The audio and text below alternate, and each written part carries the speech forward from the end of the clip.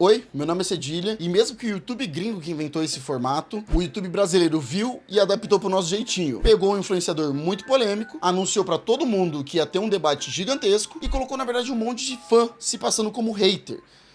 Parabéns, Canal Foco, vocês tinham um objetivo e ainda conseguiu falhar. E não é novidade pra vocês. Pra quem caiu de paraquedas, eu vou explicar o que tá acontecendo. Tem um canal brasileiro e grande chamado Canal Foco, que organiza esses debates de 1 contra 30. Alguns debates que ficaram famosos, por exemplo, o cristão contra 30 ateus, a fazendeira contra 30 veganos, o coach fitness contra 30 gordos, esse tipo de debates. No papel é uma maravilha, é lindo, não tem problema nenhum aí. E geralmente nesses debates, a pessoa convidada para debater contra os 30 que trazem os tópicos. É esse o padrão. Onde tem como errar aí. Não mexer. É só não mexer que qualquer tipo de vídeo vocês conseguem gravar. Qualquer tema fica legal.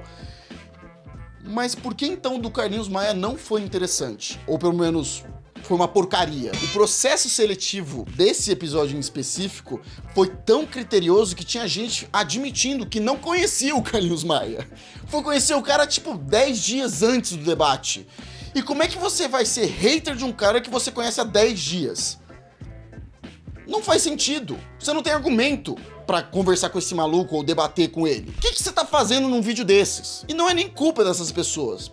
É culpa da produção que não checou esse tipo de coisa. É só um trabalho tão simples e os caras não foram capazes disso. Não é difícil ver esse tipo de coisa. Mesmo com um monte de IA ou coisa do tipo, ainda assim, tem como não burlar, tem como deixar impenetrável esse tipo de coisa. Mas nem todos ali eram fãs disfarçados de hater. Tinha gente que era realmente hater. Por exemplo, o Putones, que foi um hater que foi convidado a participar porque ele realmente era hater. O cara pressionou muito na tecla das coisas que aconteciam lá no rancho, onde pessoas saíam das suas casas, pediam demissão, viajavam quilômetros e quilômetros de distância para chegar no rancho, ficavam acampadas na calçada ou na rua só para ter a chance de aparecer por 2 segundos nos stories do Carlinhos Maia. E ele humilhando todo mundo ali, sem filtro nenhum. E isso é um grande ponto que o Putones ficou levantando nesse debate. Parabéns a ele. E o melhor disso tudo foi o jeito que ele se planejou pra isso. Eu lembro que ele até me comentou que ele acordou e começou a ver os próprios vídeos sobre o Carlinhos Maia. Ele ficou anotando as coisas que ele dizia, ficou relendo, memorizou e tava pronto pra debater contra o Carlinhos Maia. Pra você ver que o cara, ele tem fundamento. E no meio daquela roda cheio de fãs, no único momento que ele pôde realmente ficar cara a cara com o Carlinhos Maia, ele também levantou um outro tópico, que foi normalizar a agressão em relacionamento. E isso ele ficou... Fala agora! Enquanto ele tava humilhando o Carlinhos Maia no argumento, o pessoal levantou a mão pra tirar ele. Basicamente, os haters levantaram a mão pra tirar o hater do debate contra o Carlinhos Maia. E ele tava levantando uns pontos muito fortes. Tava deixando o Carlinhos Maia de saia justa. Não tinha pra onde ele correr. Mas aí tinha uns fã-clube escondido lá e tirou o Putones do debate. Isso eu achei muito filha da putagem. Se tivesse realmente organizado aquela porra direito, ia ser muita humilhação pro Carlinhos Maia. Ele não ia aguentar. Eu acho que ele ia ficar um bom tempo sem aparecer. Eu esperaria. E a melhor parte de tudo, e é isso que me dá raiva da produção, o Putones literalmente abriu a bio do Instagram de um dos participantes e tava literalmente escrito: meu sonho é conhecer o Carlinhos Maia. Nossa senhora! Eu não tô acreditando no que eu tô vendo! Você passou no processo de triagem com isso na bio. A pessoa que tava nessa triagem não merece esse trabalho. E você merece um puta de um Oscar. Vai lá representar o Brasil no Oscar, você merece aquele prêmio. Mas o meu personagem favorito todo desse debate não foi o Putones, não foi o Carlinhos Maia, foi o Guilherme. E não é porque ele tem o mesmo nome que eu. Prazer, meu nome também é Guilherme, mas não é por isso. O Guilherme foi pro debate e ele poderia ter falado de várias coisas. Por exemplo, as 2.400 reclamações das pessoas que tiveram suas contas bloqueadas na véspera do Natal, sobre as casas de aposta que ele tá divulgando de tá destruindo as famílias, sobre os trabalhadores endividados que os psicólogos corporativos do Ceará já não conseguem mais atender, e decidiu usar o tempo dele pra ir pra cima do Carlinhos Maia sobre batalha do TikTok, que o Carlinhos Maia chegou todo grandão e perdeu. O teu argumento foi batalha do TikTok!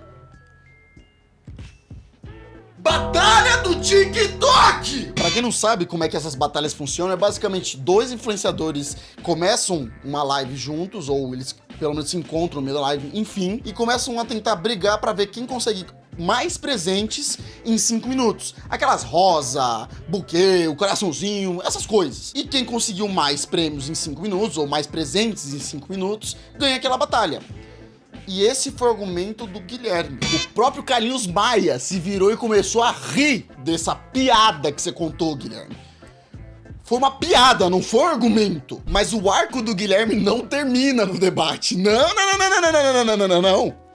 O nosso personagem favorito foi bater boca com o Putones depois do debate. Eu tô ficando maluco! Depois que o Putones ficou falando mal da participação do Guilherme no debate, que não tinha nada pra falar, o Guilherme foi numa das lives do Putones e começou a bater boca. Ele começou a bater boca pra comparar quantos seguidores cada um tem, usando a mesma lógica que ele usou pra debater com Carlinhos Maia. Ah, mano, eu tô, sei lá. Eu tô querendo rir e chorar ao mesmo tempo, mano, porque eu não acredito que isso aconteceu. Mas aconteceu, e ao vivo, e o Putones não deixou barato, não. É o Putones, o demônio do entretenimento, e descobriu que o Guilherme divulgava Tigrinho. O mesmo cara que foi pra cima do Carlinhos Maia com o argumento de batalhas do TikTok não ia levantar o ponto das casas de apostas, porque ele também divulga. Aí eu entendo ele não comentar sobre esse tipo de coisa, mas não ia pra frente do Putones com a mesma lógica que você foi pro Carlinhos Maia. Isso me deixa realmente sem palavras. Parabéns, Guilherme. Parabéns. Você não merece mais nada nisso. Eu espero que os teus 15 minutinhos de fama já tenham acabado. Porque, porra, agora crédito onde é devido. O Carlinhos Maia é muito bom de desviar. E isso a gente tem que concordar. Ele meio que tem um arsenal de argumentos e respostas já prontas. Mas depois de 2 segundos, elas desmoronam muito rápido. Só você pressionar um pouco que o cara fica sem base. Vou dar uma traduzida aqui. Eu tenho um projeto chamado Rancho, que dá emprego a 200 pessoas. Beleza, o Walmart também dá emprego pra um monte de gente. Isso não é de defender. É só mudar o assunto com o CNPJ. E a casa de aposta, como tem todas as camisas da seleção brasileira, todos os times de futebol, também está no meu projeto. Esse foi também um argumento que ele usou na CPI das bets, inclusive. Mas só porque a Globo fez errado, isso não isenta de você também ter feito coisa errada. Isso é um puta de um argumento de crianças de 6 anos. Mas ele também fez. E daí, amigão? Você também fez. Isso não te isenta de nada. E o melhor de todos foi a contradição que ele fez ao vivo ali. Eu, no meu ponto de vista, eu não aposto, eu não jogo. Admitir que o produto é danoso o suficiente pra manter fora da vida dele, mas é lucrativo o suficiente pra empurrar todo dia em todo mundo que tem menos dinheiro que ele. Isso não é hipocrisia de rede social. Isso tá documentado na CPI das bets que você foi lá falar. Você mesmo não joga porque sabe que é danoso, mas divulga porque dá dinheiro. Enquanto o debate ficou em TikTok e traição conjugal, tem uma lista de coisas muito mais pesadas que não foram citadas no debate. Por exemplo, o Girabank, que o Carlinhos Maia divulgou e ajudou a fundar, mas no Natal de 2023 bloqueou a conta de várias pessoas. Mais de 2.400 reclamações lá no Reclame Aqui. Gente sem conseguir fazer Pix pra comprar as comidas pra essas festas, e a resposta dele foi: eu me desliguei há mais de 1 ano dessa empresa. E ainda disse que tava dando dano emocional pra cima dele. As 2.400 reclamações. Por que você divulgou um bagulho desse? Também tem o caso da artista Lau Rocha. Quando ele foi para um hotel lá em Aracaju, achou o quadro dela muito feio. E simplesmente pegou uma caneta e desenhou olhos e boca em cima do quadro. Filmou todo o processo e ainda postou com a legenda que os próximos hóspedes iam agradecer ele. Não sei aonde, mas esse caso teve um final feliz, que ele foi pra justiça e foi condenado a pagar 30 mil reais de indenização. O que eu acho muito pouco ainda. E tem um episódio com a Lineker, onde descaradamente em um vídeo público, o Carlinhos Maia erra de forma irônica os pronomes dela. Foi confrontado e respondeu: a comunidade vai pra puta que pariu, eu não me importo com vocês. Chamou militantes de gays invejosos, pediu desculpa só pra Lineker e ainda continuou insultando o restante da comunidade. Nenhum desses assuntos teve tempo no debate, porque começaram a comentar sobre batalhas no TikTok. Ah, mano. Os únicos que realmente fizeram um trabalho de debater foi o próprio Putones, o Luizinho Fotocópia e a Tuzi. Eles merecem meu parabéns.